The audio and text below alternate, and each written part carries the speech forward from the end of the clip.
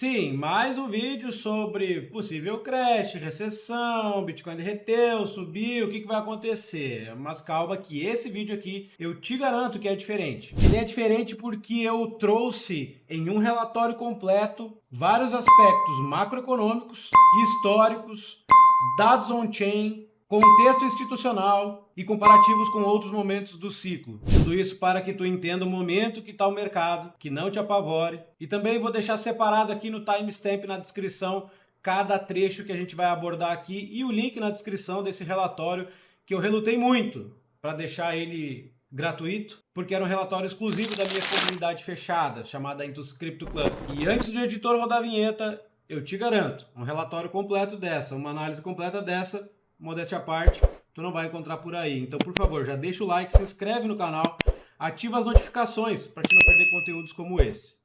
Roda a vinheta, editor, e vamos para cima.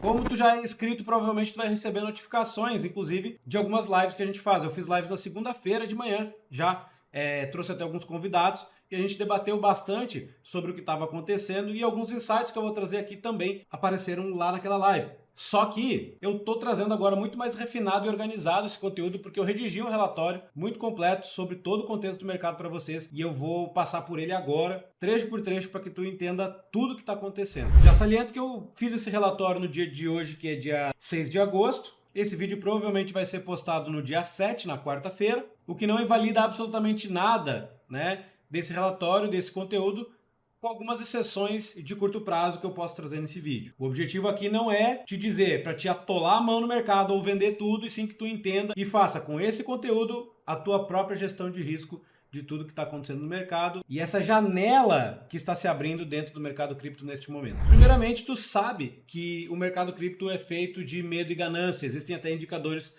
que trazem isso, a gente traz isso com certa frequência, não é um indicador secreto, é bastante utilizado. E o indicador de medo bateu no número 17, fazia muito tempo que isso não acontecia, né?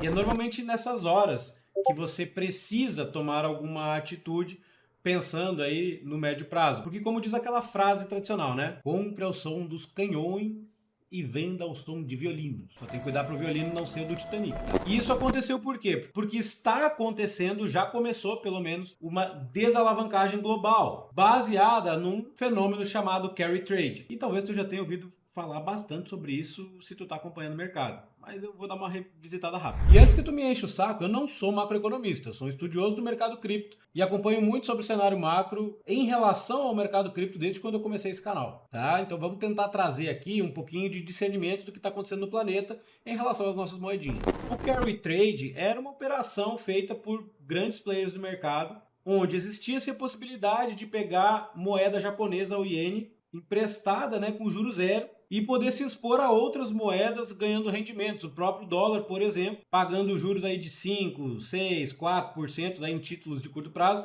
já era uma ótima play, né? Como a gente fala no nosso mundo DeFi Web3 aqui, era uma ótima play para essa galera. Só que o Japão precisou erguer esses juros e isso começou essa movimentação de desalavancagem dessa galera. E muita gente está falando que a recessão está começando.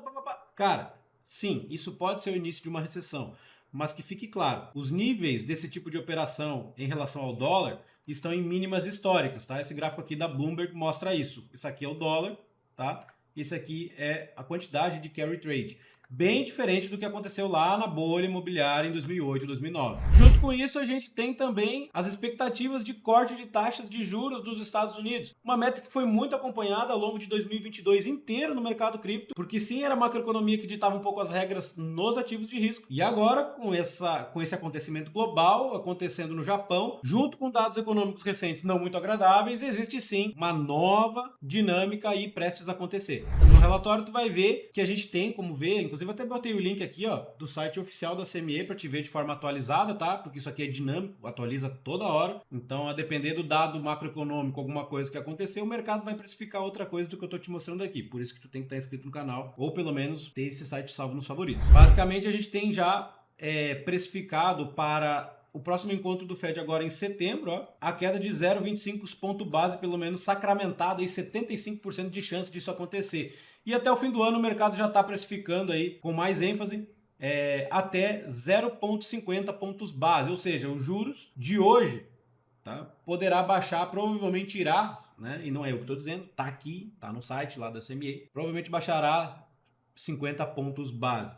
E o que tem a ver isso? Historicamente, isso é muito positivo para quem está exposto a ativos que tendem a ganhar da inflação no longo prazo, que é o caso do Bitcoin e a maioria das moedas bem fundamentadas dentro do criptomercado. Só que, a depender da velocidade que isso acontecer, esse impacto basicamente traz o seguinte recado por parte do Federal Reserve. Atenção, pessoal! A maionese azedou. Nós vamos reduzir com força os juros porque sujou o pesqueiro, tá? Então segura o cinto aí que nós vamos ter que soltar o breque com força. Mas isso não era para ser bom? Isso é bom, mas não agora. Quando tu bota no gráfico a comparação, né, dos juros de curto prazo, né, dos títulos de curto prazo e juros de longo prazo, a gente nota que a inversão é ruim, mas a desinversão pode ser muito pior para o curtíssimo prazo em mercados de risco. E nesse gráfico aqui, historicamente, a gente vê esse comportamento lá em 2001, quando aconteceu a bolha.com, né? Houve a desinversão da taxa de juros. Houve também em 2007, né, no início da confusão da bolha imobiliária, e sacramentou lá em 2008, né, que inclusive foi um dos motivos que Satoshi Nakamoto resolveu criar o Bitcoin posteriormente, né, justamente por causa dessa desinversão de taxa de juros que ocasionou na impressão infinita de dinheiro. E também, né, naquele problema de 2020 que tu sabe muito bem, que um monte de gente ficou trancada em casa, que tu pode ver aqui. Então, quando a gente compara os juros de 10 anos com os juros de 2 anos, sempre que desinvertem, né, o interesse do governo americano em remunerar de forma oposta esses rendimentos dos títulos, normalmente acontece um período recessivo. E isso também pode ser observado nesse gráfico, que quando a gente romper esse topinho aqui e deslanchar para cima, a maionese vai azedar com força. Mas não quer dizer que isso vai ser reto, mas não é uma coisa tão boa, pensando no curtíssimo prazo que historicamente a gente vê crashes em várias bolsas. Não precisa ficar com medinho que tem coisa boa para te contar aqui. Mas antes da parte boa, tem mais uma azedinha aqui para te mostrar. O índice de volatilidade do mercado americano, né, o S&P 500, ele sempre denota grandes crashes ou fundos quando o VIX, que é esse índice da volatilidade lá, bate seus picos históricos. Ele costumeiramente fica nessa região azul aqui, né, sambando, mas quando ele dá esses spikes acima de 25, batendo 45, como vocês podem ver, são momentos como, por exemplo, aconteceu em 2020, aqui, ele bateu até o 80 e poucos, tá? Lá, daquele probleminha lá das máscaras. E também lá em 2008, na crise financeira, bateu o nível 80 e poucos, que é o nível extremo, tá? E grava bem uma coisinha aqui. Note que se eu pegar gráfico diário, é normal, depois de uma grande volatilidade, quando bate aqui no 40 e poucos, ele tem 1-2 dias de retrair essa volatilidade e possivelmente, não é garantido, ele pode voltar a expandir essa volatilidade, o que normalmente ocorre com continuidades agressivas de desespero no mercado. Isso aconteceu em 2020 e também aconteceu em 2008, né? Depois da pancada do VIX, deu 2 dias de amenização, ameaçou outra movimentação no terceiro dia pós grande volatilidade e depois retraiu andando. Então a gente vê que historicamente, quando dá grande volatilidade, normalmente o segundo, o terceiro dia são dias com menos volatilidade, porque o mercado quer entender o que está acontecendo. E é por isso que eu estou fazendo esse vídeo. Mas tu falou que vinha coisa boa, cadê? Agora eu vou te mostrar. Um mecanismo que não só o Federal Reserve, como também outras entidades governamentais, bancos centrais utilizam em outros países, eu já falei isso em algumas lives, é o tal do reverse repo, né, que não veio ao caso, está explicado no documento aqui, que basicamente é um compromisso de recompra dos títulos governamentais em acordo com bancos centrais. E para que eles fazem isso? Para soltar o papel, exatamente, jogar dinheiro para cima porque os bancos centrais estão ferrados, sem liquidez, com grande risco de quebra. Então, basicamente, é o Banco Central comprando títulos do banco comercial, sei lá, por exemplo, aqui no Brasil, vou comprar... o governo comprando o título do Banco do Brasil. E com a promessa que vai pagar mais caro para recomprar ele lá na frente, né? Então, basicamente pega esse dinheiro aqui que eu me viro por mim do mais. E mais engraçado, né? Eu já vou até te mostrar aqui alguns dados. Alguém vai chegar num computador e vai escrever a quantidade de dinheiro que ele quer colocar no mercado, mais ou menos assim. 1 bilhão de dólares. Vai! Os níveis hoje desse tipo de operação estão nas baixas históricas, que desde 2021 não se via, e a oferta de dinheiro, que é o M2, né, o total de dólar aí no planeta, também está em baixas históricas. E como é que eu sei isso? Porque eu estou já disponibilizando aqui para vocês todo o cronograma de impressão de dinheiro por parte do Federal Reserve. Sim, eles já divulgaram que vai imprimir dinheiro a rodo. Olha aqui, dia 6/8 vai ser injetado 4 bilhões, depois no dia 14/8 mais 2 bilhões, depois 500 milhões, 2 bilhões, 4 bilhões, 5 bilhões, blá, blá, blá, blá, blá, blá, muito dinheiro sendo jogado no mercado, e isso vai trazer, provavelmente, este gráfico aqui, que tem o site oficial aqui para te clicar também, que continue essa exponencialidade da expansão financeira após um breve período de contração econômica, que foi o termo que tu mais ouviu falar em 2022 no mundo cripto. Tudo isso vai corroborar para uma liquidez entrando no mercado e tende também a melhorar até a própria classificação de crédito dos Estados Unidos do planeta. Só que, se o Tesouro começar a retirar mais dinheiro do que de fato ele estiver imprimindo, né, nessa função toda aí, pode até acontecer um efeito deflacionário aí. Mas, via de regra, não é isso que acontece. Ah, mas tu falou, e cadê cripto, Bitcoin, dado um check que tu prometeu? Vamos lá. Agora, no final de semana, a gente teve aí uma grande queda no mercado, com mais de $1 bilhão de liquidação no domingo para segunda aí. E tudo isso tu pode conferir no próprio site da CoinGlass, que dá esses dados aqui bem atualizados. O link está aqui também bonitinho. E liquidações normalmente geram movimentações expressivas de curto prazo, inclusive grandes picos de volume, onde normalmente há uma troca de mão. Inclusive, se tu olhar na análise que eu coloquei aqui nesse documento, a gente beliscou uma região de suporte lá do topo do ciclo passado, inclusive também o topo, né, do lançamento do ETF do Bitcoin, que liquidou muita galera que estava operando vendida e comprada de tudo que é lado. E o mercado acabou retraindo aí, até então, não sei se não caiu mais, cerca de 33%, perdendo praticamente na velocidade da luz 300 bilhões de dólares de capitalização de mercado apenas do Bitcoin. Lá na época do problema da situação da máscara e ficar trancado em casa, o mercado cripto era 2 vezes menor que esse valor que, entre aspas, evaporou rapidamente. E eu tô falando isso para te entender que o mercado ele está muito maior e 30%, 40% hoje pode ser até mais significativo que 50%, 60% no passado. Num mercado muito mais incipiente, como era, e hoje grandes institucionais participando de forma regulada no mercado. Essa região que bateu suporte ali nos 50, 49 mil dólares, tinha já uma maçaroca de liquidez ali esperando. O que é isso?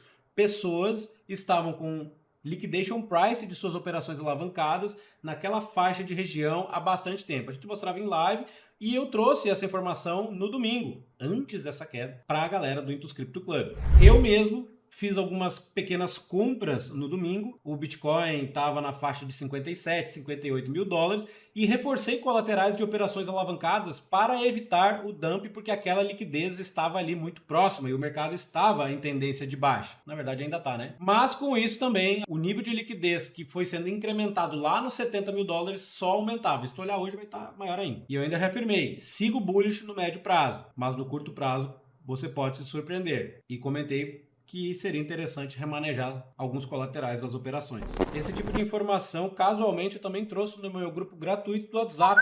Tu vai entrar no meu site aí embaixo, no link da descrição, e vai poder entrar aí e de forma gratuita receber análises por áudio, por texto, por imagem, das movimentações do mercado, novidades de DeFi e airdrops. Inclusive é esse tipo de mensagem que a galera do clube me mandou, e não foi a única, em relação à atenção, porque se eu não der atenção para quem está comigo em momentos de muita confusão e turbulência, eu vou estar descumprindo com a minha missão de ensinar e educar e dar um direcionamento para a galera, seja no grupo gratuito ou na comunidade fechada. Tanto que eu estou fazendo esse vídeo aqui para vocês também, então deixa eu ver. Bom, a gente também viu que durante a queda, muitas ordens grandes, acima de 15 milhões de dólares, estavam sendo posicionadas tanto em spot como futuros, e a gente viu momentaneamente o funding rate, que é esse negocinho aqui, ó, tá? Negativo. O que é isso? As taxas para manter operações shortadas, ou seja, operando vendido, ficaram negativas. Então estava ficando caro para a galera manter o short. E aqui a gente vê aqui o nível de contratos futuros fechados nesse fundo,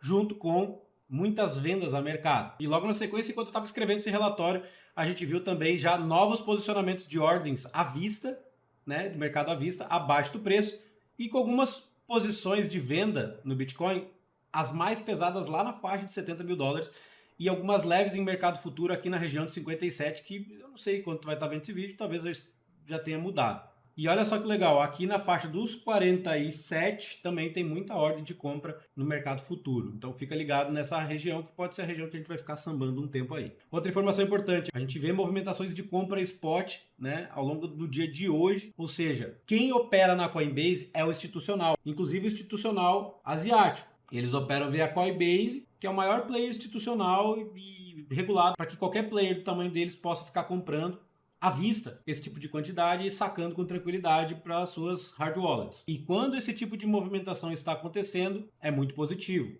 porque eles não compram à vista à toa. Logo, também quero que você tenha noção que o mercado não obrigatoriamente fará o mesmo movimento, mas a história sempre rima ao longo do tempo. Veja o que aconteceu em 2020 e veja o padrão gráfico que está acontecendo agora. Padrão gráfico que eu tenho trazido há bastante tempo nas nossas lives, e esse megafone invertido está aqui traçado, tá? Inclusive na live de segunda-feira, esse candle estava abaixo daqui e eu ainda falei, galera, vai ser muito positivo se a gente fechar dentro desse megafone aqui, então preste muita atenção.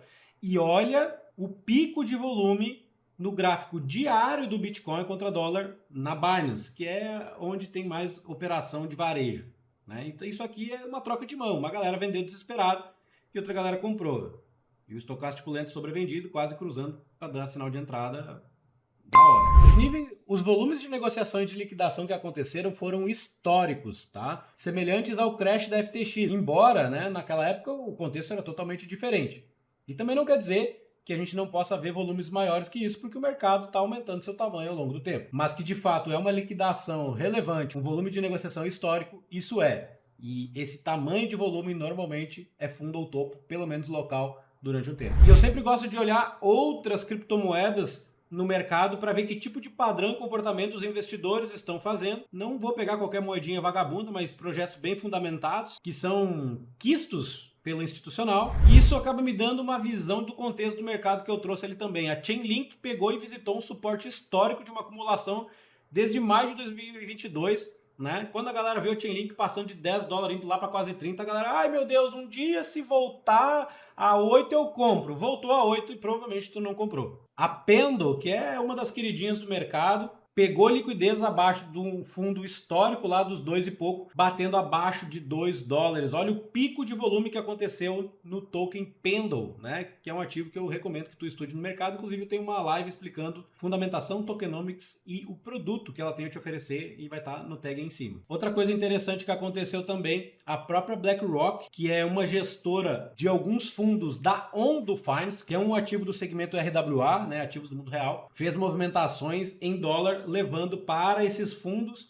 de títulos de curto prazo tokenizados dentro da Ondo, no meio dessa queda.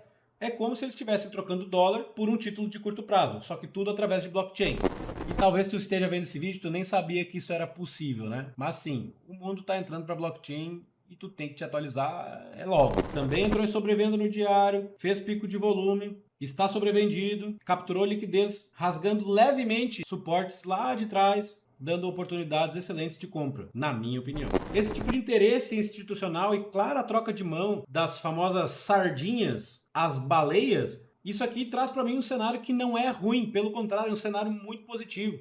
Se eles estão metendo a mão nesses ativos, porque eu vou ficar com medo agora? Para te ter uma noção da solidez do mercado cripto, a própria stablecoin da Ethena não sofreu depeg no meio dessa bagunça toda, enquanto até o ST-Ether, né, que é o Ether estacado na Lido, sofreu um depegzinho de 2%. Mesmo assim, isso aqui não é nada assustador, porque em relação ao Ethereum e aos ETFs de Ethereum, a gente viu aí a segunda maior entrada de capital nos ETFs de Ethereum durante a queda. Sim, ainda está negativo, mas foi a segunda maior entrada. Então alguém com muito dinheiro está comprando Ethereum via ETF. E casualmente no dia de hoje também a BlackRock está com pedido na SEC, está aqui o link oficial, para lançar as opções do seu ETF de Ethereum. Ora, se a BlackRock quer, por que a BlackRock quer lançar um instrumento de opções que serve para ou proteção de portfólio ou para alavancagem de portfólio em cima do seu próprio ETF? Tudo isso só prova que existem diversas possibilidades, tanto on-chain como off-chain, e eles estão querendo prover esse tipo de serviço para a grande massa, porque senão eles não estariam fazendo essa movimentação. Eu alerto a você, o institucional está no jogo e provavelmente tu ainda não está, pelo menos não o suficiente. Eu, pelo menos, acho que eu não estou o suficiente. Vamos trazer agora alguns dados on-chain sobre o Bitcoin para te entender, né, com olhos de raio-x, o que aconteceu e historicamente o que acontece. Através dos dados on-chain a gente consegue visualizar o comportamento da galera, tanto de longo prazo como de curto prazo. Mas os que mais me interessam são a galera de curto prazo, porque normalmente são eles que erram. Normalmente o mercado faz a movimentação contrária. E a gente vê que a quantidade de moedas na mão da galera de curto prazo está agora, neste momento que eu tirei o print e eu fiz esse vídeo, em prejuízo. E se tu vê nas barras azuis, tu vê que esse tipo de movimentação sempre acontece em fundos locais. E quando a gente está do meio do ciclo para frente, que é mais ou menos essa faixa aqui, ou seja, num mercado onde a gente já tem uma prospecção de alta futura, sem início de bear market, foram oportunidades ricas para que tu montasse uma posição visando uma exponencialidade de valorização do teu patrimônio. Inclusive, isso também aconteceu em 2021, em meados de 2021, com a complacência do mercado no segundo semestre daquele ano, e as duas exceções onde não foram, entre aspas, boas compras, foram ao longo do bear market, né, de 2022. Porém, localmente, foram sim ótimos momentos para adquirir e poder tentar vender um pouco mais caro logo nos próximos dias. E olha só o que aconteceu na última vez que a gente bateu os 25 mil dólares. Também tinha a galera de curto prazo segurando moedas de Bitcoin em prejuízo. Quando esse gráfico sobe, ou é porque eles estão em lucro, ou é porque eles se desfizeram do seu posicionamento de prejuízo. E agora, meus amigos, né, a gente está de novo batendo esses patamares. Não só isso, a gente consegue enxergar esse tipo de movimentação exatamente como pessoas que não entendem ou não sabem o que estão fazendo, como Lorde Vinheteiro, que como músico e humorista eu admiro muito. Ele vendeu o Bitcoin na faixa de 51 mil dólares, tá? E é exatamente o que o mercado quer. Ele faz com que a galera, que não importa a quantidade de dinheiro que tem, mas sim esse comportamento de vender no medo. Depois ele até recomprou um pouco mais caro e tomou um ferro aí e perdeu uma quantidade de moeda. Pior que isso é quando a gente vê movimentações como essa de pessoas que não têm, na minha opinião, com todo respeito, não sei qual é a tua opinião sobre eles, tô nem aí, mas não tem o discernimento, o acompanhamento do mercado como se deve, usando dados on-chain, DeFi, a Web3 como um todo, análise gráfica, e falam publicamente coisas que provavelmente não têm o conhecimento adquirido. O rapaz aí de cima vendendo um curso no topo do mercado até então, e o Lorde Vinheteiro vendendo no medo, e o outro rapaz, que é um excelente criador de conteúdo, entende bastante de criação de conteúdo, mas de Bitcoin, me desculpa, me parece que você tá só farmando audiência e não tá trazendo conteúdo de qualidade. Por isso que eu faço o que faço todo dia, toda semana, desde o fundo do mercado, na virada de 22 para 23. Eu trago atualizações diárias, semanais para vocês, porque eu estudo e vivo e respiro esse negócio todo dia. Por isso que tu tem que cuidar muito bem quem que você vai acompanhar, mas não para acreditar na opinião desse ou daquele, se ele te disser que é a última oportunidade ou não. Eu mesmo tô aqui te afirmando, vou olhar no teu olho e vou dizer, não faça nenhuma movimentação porque eu disse que é ou que não é uma oportunidade. Pegue todo esse conhecimento, eu já avisei no início do vídeo, para analisar as informações que acontecem historicamente, graficamente, com dados on-chain e tudo que tu tá vendo, para tomar a melhor decisão sozinho, assumindo a responsabilidade, sem ser influenciado por influenciadores, e sim aumentar a tua bagagem de estudo, beleza? Bom, e em que fase do ciclo estamos, né? Como eu mostrei para vocês, nesse gráfico aqui tu vai olhar, a linha branca aqui é o ano atual de percurso do Bitcoin pós-halving. Note que aqui na linha amarela a gente tem o halving de cada ciclo, e a gente não chegou ainda na fase do suprimento de Bitcoin. Então, o que a gente está vivendo hoje no mundo cripto, ignorando um pouco o que está acontecendo lá fora, pode ser simplesmente essa quedinha aqui, né, que aconteceu em agosto do ciclo de 2020. Temos uma longa jornada aí pela frente. E por que eu estou te mostrando isso? Porque entendendo que a gente ainda está no meio da jornada até o topo do ciclo, não só cripto, mas também junto com o que eu trouxe sobre a impressão de dinheiro infinita que está por vir. Aqui eu tenho o raio-x de fato do próprio Lorde Vinheteiro que realizou prejuízo e outras pessoas que realizaram lucro em momentos de medo extremo e ganância extrema. Esse indicador chamado SOPR, ou SOPR, como tu quiser chamar, ele traz com dados on-chain a realização de prejuízo que acontece historicamente em fundos do mercado.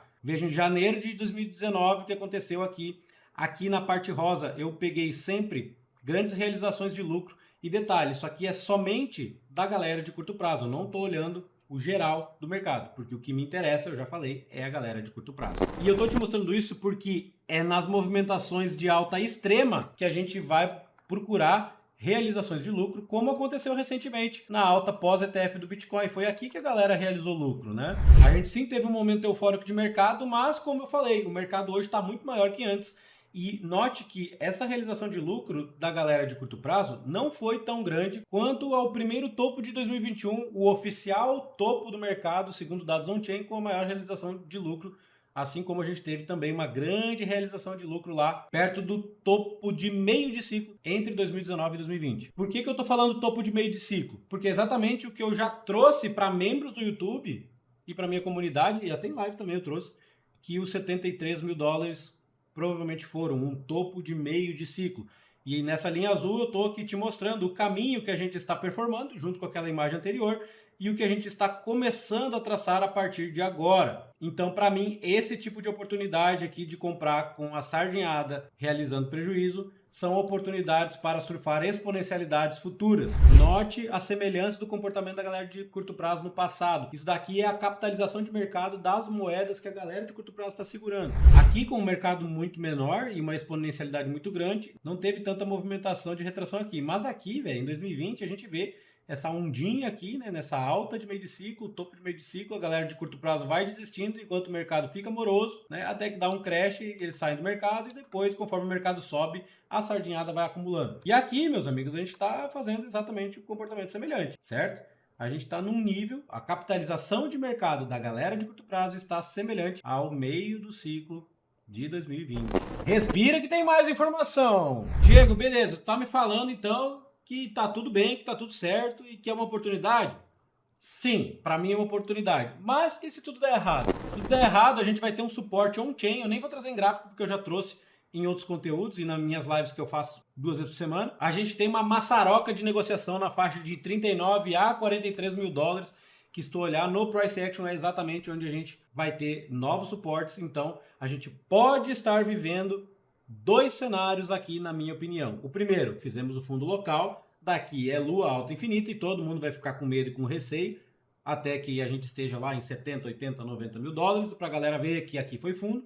Ou a gente provavelmente vai dar uma consolidada para cair até, no mínimo, 42, 43 mil dólares. Quem sabe até um engana bobo ali nos 48 na galera. Mas o mais importante que tu tem que entender é o seguinte, fiquemos atentos na agenda macroeconômica dessa semana e quem sabe da outra também, que agora o mercado cripto está muito sensível a essas informações. E eu deixei até uma conclusão bonitinha aqui para vocês, que eu vou repetir aqui falando nos olhos de vocês. A gente está em um momento histórico. Eu falei isso no meu grupo gratuito, falei para minha comunidade fechada, falei na minha live e vou falar. A gente está vivendo um momento histórico. O que aconteceu não é normal. E o mercado cripto, ele antecipa movimentações. Aquela realização de lucro que eu te mostrei lá nos 65 mil dólares, gigante, foi grandes institucionais vendendo Bitcoin no topo, porque eles estavam já antecipando uma movimentação de redução de taxa de juros no fim do ano. Eles anteciparam 6, 7 meses. Assim como o início de 23, que foi quando eu comecei a criar conteúdos com frequência aqui no canal, o mercado cripto se antecipou. Tu abriu o YouTube, tu só via recessão. Todo mundo falava recessão, recessão, recessão. E o mercado subiu de lá para cá, nunca mais voltou, porque o mercado cripto antecipou, inclusive, as movimentações de ETF. E agora a gente pode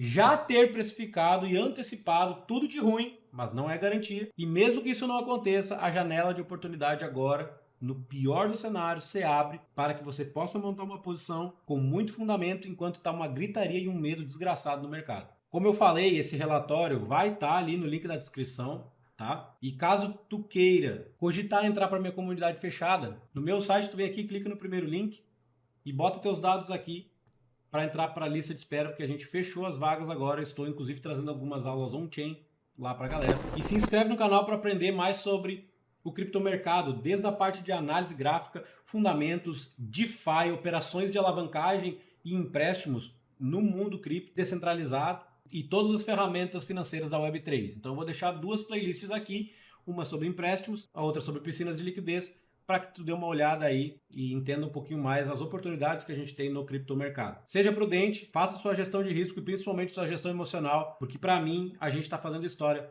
vivendo esse tipo de oportunidade que está se abrindo agora. Beleza? Tamo junto e até a próxima.